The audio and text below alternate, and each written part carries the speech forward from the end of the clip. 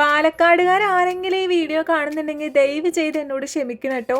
എനിക്ക് പറയാതിരിക്കാൻ നിവൃത്തിയില്ല. ഞാൻ ആദ്യമായിട്ടാണ് ഒരു യാത്ര പോയിട്ട് ഇങ്ങനെ കിളി പാറിപ്പോയത്. പോയ കിളി എന്നാ തിരിച്ചു വന്നതെന്ന് വെച്ചാൽ പോലും എനിക്കറിയില്ല. അത്രയും ടയേർഡായിട്ടുള്ള ഒരു ട്രിപ്പായിരുന്നു ഇത്. വെളുപ്പിനെ എഴുന്നേറ്റ് മേക്കപ്പും കുപ്പായൊക്കെ ഇട്ട് ഹാപ്പി ആയിട്ട് ട്രാവലറിൽ കയറി ഇരുന്നതാണ്. വണ്ടിയിൽ കയറി ഒരു 1.5 മണിക്കൂർ കഴിഞ്ഞപ്പോഴേക്കും ചേച്ചിയുടെ കുരുപ്പുകൾ രണ്ടും പണി പറ്റിച്ചു, ഛർദി തുടങ്ങി. അതിന്റെ ഇടയിൽ എനിക്ക് വ്ളോഗും കാര്യങ്ങളും ഒന്നും പിന്നെ എടുക്കാൻ പറ്റിയില്ല. ഞാനാണെങ്കിൽ ഇവര് ഛർദിക്കുമ്പോൾ മാത്രമാണ് ഒന്ന് കണ്ണുറക്കുന്നത്, അല്ലാത്തപ്പോഴൊക്കെ ഞാൻ കിടന്ന് ഉറക്കുമായിരുന്നു. തലവേദന ആകെ ബുദ്ധിമുട്ടായിരുന്നു.